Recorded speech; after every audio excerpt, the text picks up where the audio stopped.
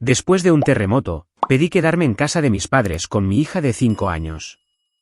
Dijeron, sin la niña. No tenemos espacio para ella. Ella rompió a llorar. Yo no lloré. Solo dije, entendido. 3 días después, se estaban arrepintiendo de todo. Hubo un terremoto. No del tipo de las películas con rascacielos cayendo. Solo una sacudida violenta que hizo que las paredes temblaran y mis armarios gritaran, el sonido de los platos muriendo. Cuando paró, mi hija Ruby, de 5 años y pequeña para su edad, estaba de pie en el umbral de la puerta, agarrando su zorro de peluche como si éste pudiera morder y alejar el temblor. Mami, susurró. ¿Está todo bien? Mentí. Por la mañana, un inspector de la ciudad con casco de seguridad usó la palabra, inhabitable. Pegó una pegatina roja en mi puerta y se fue como si acabara de decir, buena suerte. Miré la pequeña mano de Ruby en la mía y pensé, no hay plan B. Así que llamé a mis padres. Mamá respondió al segundo timbre. Por supuesto, cariño. Puedes venir, dijo. Cálida, rápida, como si no le costara nada. Podría haber llorado de alivio. En aquel entonces, no pregunté a qué se refería. No verifiqué 2 veces que ese, puedes venir, incluyera a mi hija de 5 años. No pensé que fuera necesario. Quiero decir, ¿quién llama a su madre para confirmar si le permiten llevar a su hija? Mis padres vivían a 5 horas de distancia, en la misma casa donde crecí. Con ellos estaban mi hermana mayor, Brittany, su novio Sane y los 3 hijos de Brittany de su primer matrimonio. Era una casa llena, claro, pero tenían habitaciones de sobra y eran familia. Ruby y yo empacamos rápido. Ropa, cepillos de dientes, el zorro, una bolsa de aperitivos. Mientras le abrochaba el cinturón, me preguntó si la casa estaba realmente rota. Le dije que sí. Me preguntó si la casa de la abuela era grande. Le dije, lo suficientemente grande. Estaba casi atardeciendo cuando entramos en el camino de entrada de mis padres. La luz del porche estaba encendida, como siempre que volvía a casa por vacaciones. Por un momento, me sentí segura. Mamá abrió la puerta antes de que pudiera llamar. Mara, has llegado. Su sonrisa se congeló cuando vio a Ruby detrás de mí. Oh, ¿la has traído? Por un instante, esperé la broma. No llegó. Sí. Es un poco difícil dejar a una niña de 5 años sola en casa. Mamá parpadeó, ya nerviosa. Es que pensábamos que solo vendrías tú. La casa está llena. Brittany está aquí con los niños. Sane está usando el estudio. El sótano es una sala de juegos. No hay donde poner a otra niña. Ruby, medio escondida detrás de mi pierna, susurró, ¿puedo dormir en el sofá? Mamá suspiró. Cariño, no es tan sencillo. No para los hijos de Brittany, dije. Ellos viven aquí, respondió ella bruscamente. ¿Cierto? Ellos viven aquí. Traducción, tú no. Brittany apareció. Pelo perfecto. Teléfono en mano. Hola, Mara. Vaya terremoto, ¿eh? Me alegro de que estés bien, pero estamos totalmente sin camas. La cara de Ruby se puso roja. Su mano se apretó en mi abrigo. Mamá se cruzó de brazos. Puedes quedarte. Lo arreglaremos por unas noches, pero quizás Ruby podría quedarse en otro sitio. Es demasiado caos para una pequeña. Por un segundo, pensé que había oído mal. ¿Sin la niña? Mamá asintió como si estuviera ofreciendo una solución sensata. Solo hasta que las cosas se calmen. La voz de Ruby se quebró. Seré buena, abuela. Mamá le sonrió de la manera en que la gente sonríe a los gatitos callejeros. No se trata de ser buena, cariño. Es solo que la casa está llena. Desde la habitación del fondo llegaban risas y el ruido de videojuegos. Solté una risa corta. Claro. No querría molestar la oficina de Sane. Es un espacio de trabajo, gritó él. Claro, dije. Muy profesional. Ruby empezó a llorar entonces, en silencio, como si sintiera pena por existir. Mamá, dije, ¿crees que la voy a dejar? Dijiste que podíamos venir. Su sonrisa educada no se movió. Mara, por favor, no hagas esto más difícil. ¿Más difícil que qué? ¿Qué decirle a tu nieta que no cabe? No seas dramática. Eso casi me hizo reír. Le subí la cremallera del abrigo a Ruby. Vamos, cariño. ¿A dónde vamos? A un lugar con espacio. No di un portazo, simplemente salí, con sus risas filtrándose a través de las paredes. El motel estaba a 5 manzanas. Letrero de neón, $30 la noche, televisión a color. Me registré, sin mirar al recepcionista. La habitación olía a lejía y derrota. Ruby se acurrucó en una cama y se durmió antes de quitarse los zapatos. Yo me senté en la otra, mirando la grieta en el techo que dividía la habitación en dos. Apropiado. Así éramos nosotras ahora. Una ruptura limpia. Alrededor de las 3 de la madrugada, Ruby murmuró, ¿vamos a volver a casa pronto? Pronto, le dije. Me quedé despierta escuchando los camiones en la autopista. Cada estruendo se sentía como si el suelo me recordara quién había terminado de temblar. Ella lloró. Yo no, solo dije, entendido. 3 días después, se estaban arrepintiendo de todo. Solía pensar que crecí en una familia normal. Ya sabes, césped, perro, jerseys a juego en Navidad, todo el anuncio americano. Pero si alguna vez has sido el niño extra en tu propia casa, sabes a qué me refiero cuando digo que siempre hay un favorito, y nunca eres tú. Para nosotros, esa favorita era Brittany, 2 años mayor, más alta, más ruidosa, más rubia, el tipo de niña que podía romper una lámpara y ser elogiada por su energía creativa. A mí una vez me castigaron por respirar demasiado cerca de su proyecto de ciencias. Mamá decía que éramos de tipos diferentes. Papá decía que Brittany era la triunfadora. Aparentemente, yo era del otro tipo. Aprendí a hacerme pequeña desde temprano. Mi dormitorio era técnicamente un lavadero reconvertido. Mío porque no necesitaba tanto espacio. Los trofeos de Brittany vivían en el pasillo. Sus amigos pasaban por mi habitación para llegar al patio trasero. Empecé a dormir con auriculares solo para fingir que la privacidad existía. Aquí está la cosa. Si vives el tiempo suficiente siendo el último pensamiento de alguien, se convierte en tu lengua materna. Empiezas a traducir todo en un, no causes problemas. Así que cuando cumplí 17 y conseguí una beca completa a 5 horas de distancia, empaqué sin una sola lágrima. Recuerdo a mamá abrazándome en la puerta y susurrando, estamos orgullosos de ti. Lo dijo como una disculpa. La universidad fue el primer lugar tranquilo en el que había vivido. Sin Brittany, sin trofeos, sin nadie irrumpiendo para preguntar si había visto su máscara de pestañas.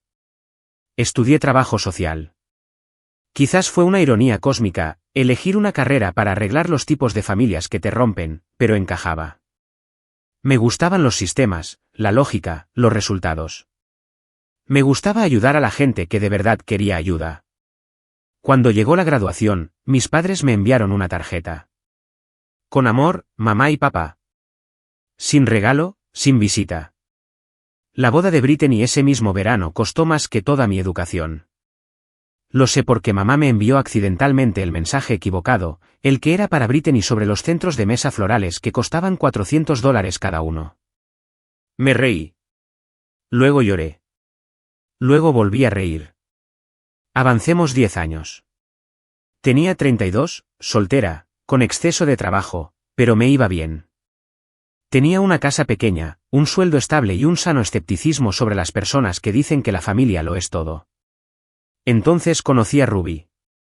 Me asignaron el caso de su madre, una mujer llamada Trina, de 20 y tantos años, 2 condenas por conducir bajo los efectos del alcohol, viviendo semana a semana. Ruby tenía 2 años, todo rizos y ojos serios. Se aferró a mí la primera vez que nos vimos, con los brazos apretados alrededor de mi cuello como un salvavidas. Trina puso los ojos en blanco. Le gusta todo el mundo. Eso no era verdad. A Ruby no le gustaba todo el mundo. Le gustaban las voces tranquilas. Le gustaba la rutina. Le gustaba cuando le llevaba ceras de colores. Durante meses, la visité 2 veces por semana, marqué casillas, escribí notas, rellené informes. Pero cada vez que me iba, Ruby se quedaba en la puerta sosteniendo ese ridículo vaso de aprendizaje morado, mirando mi coche hasta que doblaba la esquina. Luego, una semana, Trina no abrió la puerta, ni la siguiente, ni nunca más. Desapareció, se fue del estado, quizás del país. Los trabajadores sociales dijeron, ya reaparecerá con el tiempo. Ruby se quedó en un hogar de acogida de emergencia. No podía dormir. Seguía viendo esa carita pegada a la ventana. Así que hice las cosas que se supone que los trabajadores sociales no deben hacer.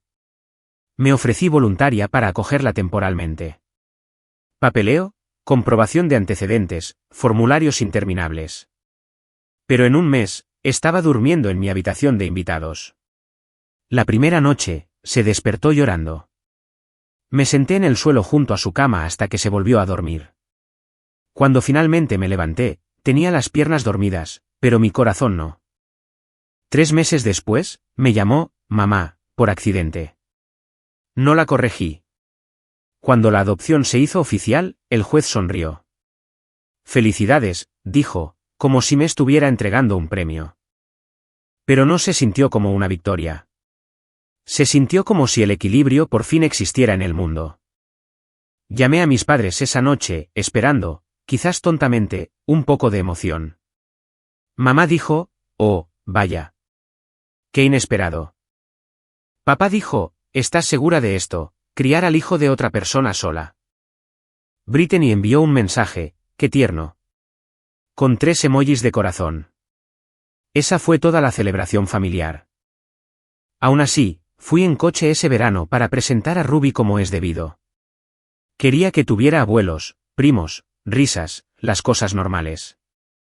Ruby tenía 4 años entonces, tímida pero curiosa. Trajo dibujos para todos. Los hijos de Brittany la ignoraron.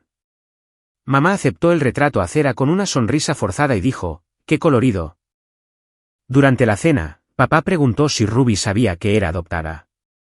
Le dije, todavía no. Es demasiado joven.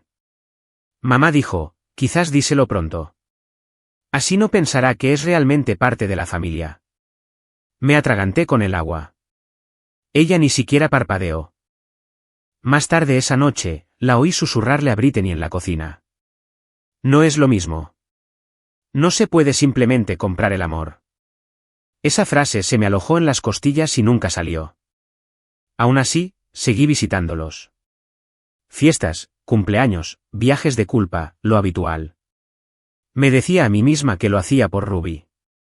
Se merecía unos abuelos que le enviaran tarjetas de cumpleaños y sonrieran en las fotos. Una vez Ruby preguntó por qué la abuela solo la abrazaba cuando había cámaras. Le dije, la abuela es simplemente tímida. Mentí de nuevo. Para cuando Ruby cumplió 5 años, había dejado de pedir ir de visita. Debería haberlo visto venir en ese momento. Pero soy trabajadora social. Creo que la gente puede cambiar. No dormí esa primera noche en el motel. La grieta del techo parecía seguir moviéndose, y yo esperaba otro temblor. No de la tierra esta vez, sino de mí misma. Por la mañana, había tomado una decisión. No iba a rogarle a nadie por espacio de nuevo. Ruby estuvo callada en el coche. Cada vez que pasábamos una gasolinera, preguntaba si ya casi estábamos de vuelta en casa. No tuve el corazón para decirle que aún no teníamos una. Llamé a Simone, una colega, santa a tiempo parcial, mientras Ruby dormía la siesta en el asiento trasero. Escuchó, horrorizada, y luego dijo, Mara, no empaques nada más. Simplemente ven aquí. Tengo una habitación de sobra. A Olivia le encantará tener otra niña cerca. Así era Simone. Empatía en forma humana. 5 horas después, Ruby y yo estábamos en su puerta. Su casa olía a café y a vida normal. Olivia, su hija de 8 años, nos recibió descalza y sonriendo. Hola, ¿quieres ver mi habitación? Ruby asintió, y así sin más, desapareció en la seguridad. Simone me puso una taza en la mano. Quédate todo el tiempo que necesites. No me di cuenta hasta entonces de cuánto tiempo había estado esperando que alguien dijera esas palabras exactas. Por primera vez en días, Ruby durmió toda la noche. Yo no, mi cuerpo estaba en calma, pero mi cerebro corría vueltas. Ya sabía que poseía un tercio de la casa de mis padres, una herencia de mi abuelo cuando tenía 17 años. Simplemente nunca la usé, ni siquiera pensé en ella como mía. Era propiedad familiar, sagrada, intocable. Pero después de que me dijeran que mi hija no podía cruzar ese umbral, algo se rompió que no tenía nada que ver con fallas geológicas. Me senté en la mesa de la cocina de Simone a la mañana siguiente, revisando papeles del seguro cuando el pensamiento se solidificó. Si no tengo una habitación allí, ¿por qué estoy pagando por una? Porque aportaba $200 cada mes, como un reloj, para el mantenimiento. Un pequeño impuesto familiar para mantenerme en su buena gracia. Abrí mi aplicación bancaria y detuve la transferencia. Un toque, hecho. Se sintió como cortar una correa. Luego vino la siguiente pregunta. ¿Y ahora qué? Abrí mi portátil, busqué abogado inmobiliario cerca de mí, y concerté una cita para el día siguiente. Cuando se lo conté a Simone, no intentó disuadirme. Solo dijo, ya era hora. La abogada era una mujer llamada Franklin, de unos 50 años, tranquila, con una voz como el granito. Revisó la escritura y dijo, usted figura como copropietaria en común con sus padres y su hermana. Es libre de vender su parte o solicitar una venta de la propiedad completa. Dije, incluso si ellos viven allí. Especialmente si ellos viven allí. Me reí. Salió frágil. Entonces, ¿es legal reclamar el suelo que pisan? Ella no sonrió. Perfectamente legal. Eso era todo lo que necesitaba. Le dije que procediera. Redactó la notificación esa misma tarde. Para cuando salí de su oficina, el mundo se sentía más nítido, más preciso, como si finalmente hubiera cogido la herramienta adecuada después de años de luchar con mis manos. 3 días después, se envió la carta. Correo certificado, acuse de recibo, toda la sinfonía. No les avisé. ¿Para qué arruinar la sorpresa? El teléfono sonó la noche siguiente. Identificador de llamada, mamá. Por supuesto, respondí. Hola, mamá. No hubo un hola de su parte. Solo, ¿qué has hecho? Supongo que te refieres a legal o emocionalmente. Mara, esta carta. Estás vendiendo la casa, nuestro hogar. Nuestro, repetí. Interesante pronombre. Al fondo, la voz de Brittany se abrió paso. Está haciendo esto por esa niña. Esa niña tiene un nombre, dije. Mamá espetó, no puedes hacerle esto a tu familia. Estoy bastante segura de que mi familia ya me hizo esto a mí. La voz de papá vino después, un intento tembloroso de razón. Cariño, piénsalo. Creciste allí. También crecí siendo invisible allí, dije. ¿Recuerdas esa parte? Brittany agarró el teléfono. Nos dejarás sin hogar. Os dejaréis sin hogar a vosotros mismos, dije con calma. Yo solo estoy vendiendo mi parte. Hubo gritos, superpuestos, llenos de pánico, moralistas. Aparté el teléfono como si estuviera en llamas. Luego lo acerqué y dije, siempre podéis comprar mi parte. ¿De dónde esperas que saquemos tanto dinero?, exigió mamá. Oh, no lo sé, dije. Quizás del espacio infinito que ahorrasteis al no alojar a mi hija. Luego colgué. Esperaba sentir culpa. En cambio, sentí claridad. Una especie de claridad limpia y eléctrica. Simone me encontró de pie junto a la ventana, mirando a la nada. Déjame adivinar, dijo. Llamaron. Gritaron, dije. Así que sí, progreso. Ella asintió. ¿Tarta o vino? Ambos. Comimos en silencio.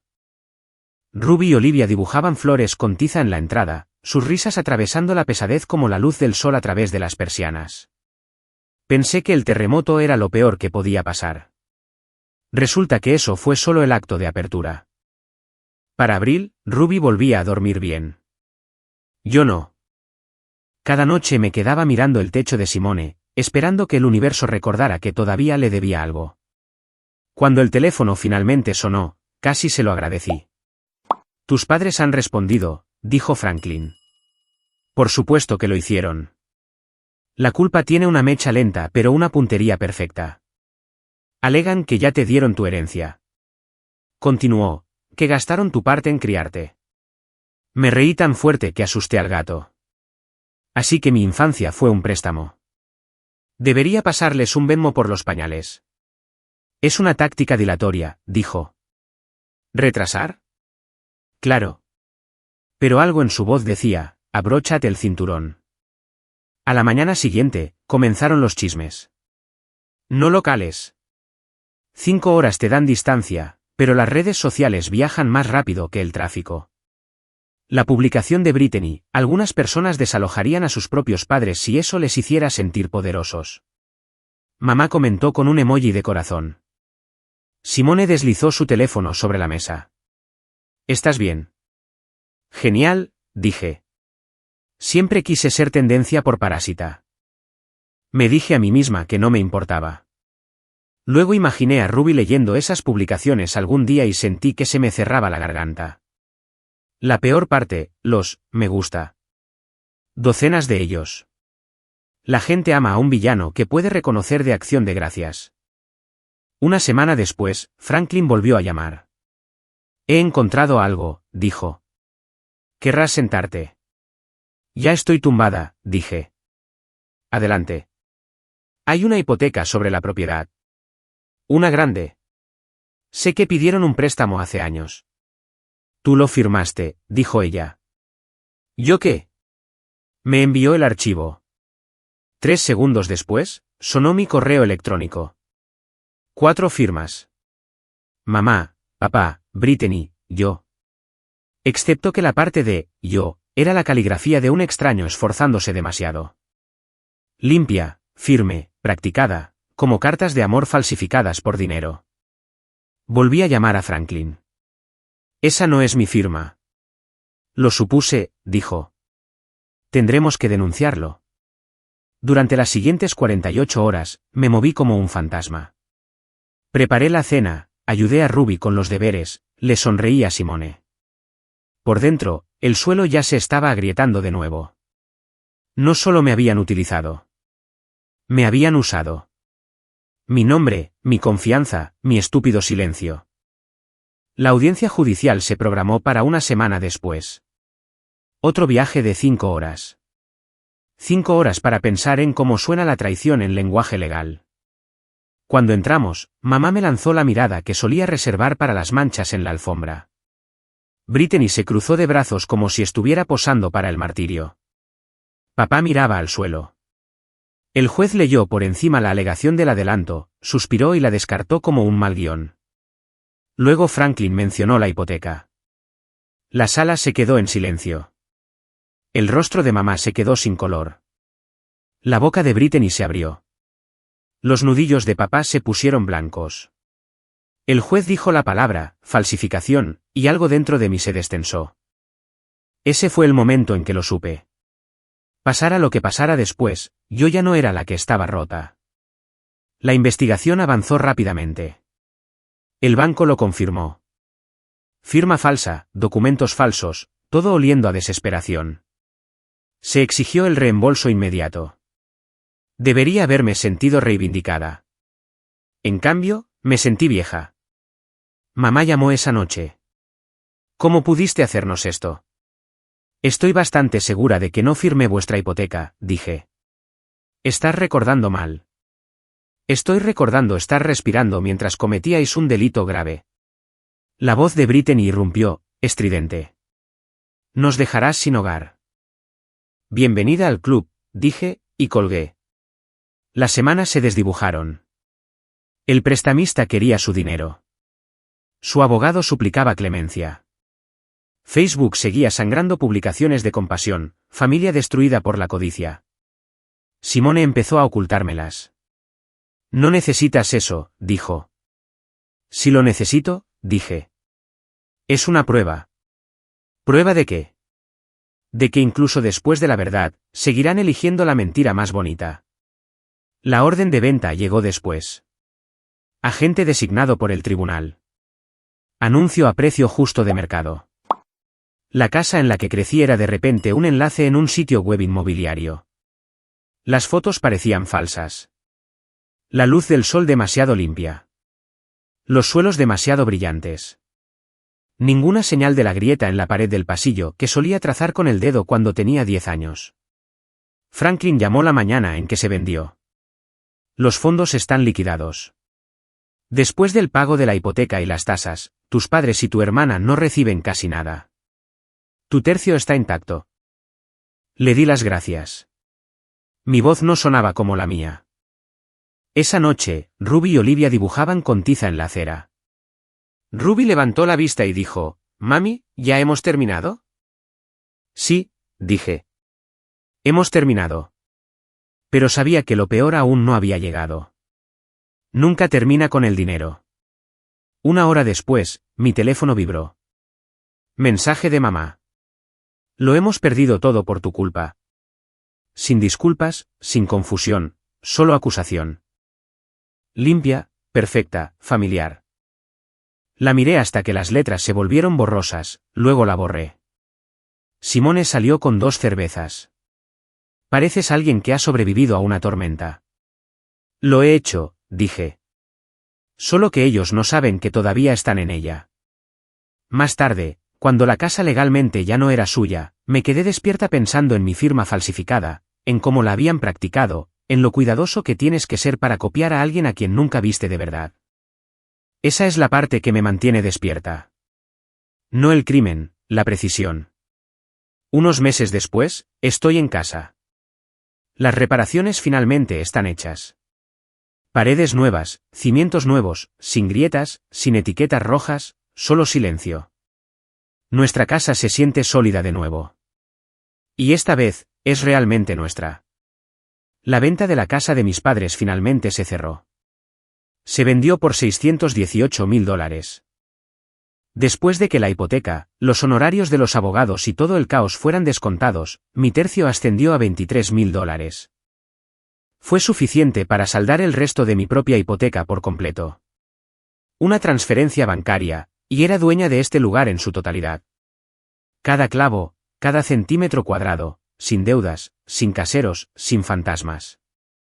Ruby me ayudó a colgar el letrero de «Bienvenida a casa» en la puerta. Lo hizo ella misma. Letras recortadas de papel de colores, pegadas torcidas, perfectas. No deja de decir que esta casa se siente más fuerte. Quizás tenga razón. Quizás es porque esta vez construimos los cimientos sin pedir permiso a nadie. En cuanto al resto de la familia, bueno, la gravedad los golpeó fuerte. Mis padres y Brittany no vieron ni un céntimo de la venta. Cada dólar de sus 2 tercios fue directamente al banco para pagar la hipoteca falsificada. Lo perdieron todo. Mamá y papá ahora alquilan un pequeño estudio en las afueras de la ciudad. El novio de Brittany, Sane, la dejó en el momento en que los cheques se liquidaron. Ella tiene 2 trabajos, cría a sus 3 hijos sola y sigue publicando citas sobre el perdón que, de alguna manera, nunca mencionan sus propios delitos. No hablamos. No lo necesitamos. Lo último que supe es que todavía me culpan, lo cual está bien. Pueden odiarme desde sus alquileres. Yo tengo paredes que ya no tiemblan. Es extraño lo tranquila que se vuelve la vida una vez que el ruido se va. Ruby todavía pasa los fines de semana con Olivia.